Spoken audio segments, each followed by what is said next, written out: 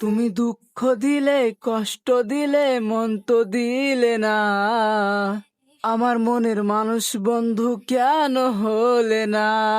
তাই যা হচ্ছে আমার রাজ্যের বই, চলো না বসে একটু গল্প করি। রাস্তা ছাড় সুজন, অতি খিদেতে আছে, আমাকে যেতে দে। খিদে তো আমাকেও লেগেছে, তবে আমার পেটে নয়, আমার মনে। মনে খিদেটা একটু মিটিয়ে দাও। ছি, এটা কি বলছিস? সব কথা বলতে তোকে লজ্জা লাগছে না? যে জান পাখিকে বলতে আবার লজ্জা লাগে? যে কড়া রোদে আমার লাল টুকটুকে মুখ ঘেমে যাচ্ছে, এটা দেখে আমার কলজাটা ফেটে যাচ্ছে, সেটা কি তুমি বুঝো না? শোন, ফালতু কথা শোনার সময় আমার নেই, আমাকে যেতে দে। এটা ফালতু কথা না জান পাখি, এটা আমার অন্তরের কথা। যে রোদে পুড়ে তুমি তোমার স্বামীকে মাঠে খাওয়া দিতে যাচ্ছ, এই কষ্ট আমি আর সহ্য করতে পারছি না। তোমার স্বামীকে ডিভোর্স দিয়ে আমাকে স্বামী হিসাবে মেনে নাও, তোমাকে আমি সোনার পালকে মুড়িয়ে রাখবো। বেশি স্বপ্ন দেখা রাস্তার পক্ষে ভালো না। অনিতা, যদি আমাকে বিয়ে করো তাহলে এই মাটির রাস্তা আর হাঁটতে হবে না, তোমাকে আমি রাজরানী করে রাখবো। তোমার পায়ের নিচে থাকবে আমি টাইলস, মাথায় থাকবে রূপোর ছাতা, আর তোমার বিছানা হবে ফুল দিয়ে গাথা। আমার রানী হওয়ার শখ নেই, আমার রাজ্যে আমার স্বামী রাজা, সে আমাকে রানী করে রাখে। আল্লাহ জানে আমি কি জিনিস, সির্ফ একবার হ্যাঁ বল, আমি তোকে রানী করে রাখবো। ভালোবাসার বিয়ের সম্পর্কটাকে তুই বাজারের আলু পটল পেয়ে গেছিস। তুই আমাকে রানী করার স্বপ্ন দেখাবি আর আমি তো রানী হয়ে যাব।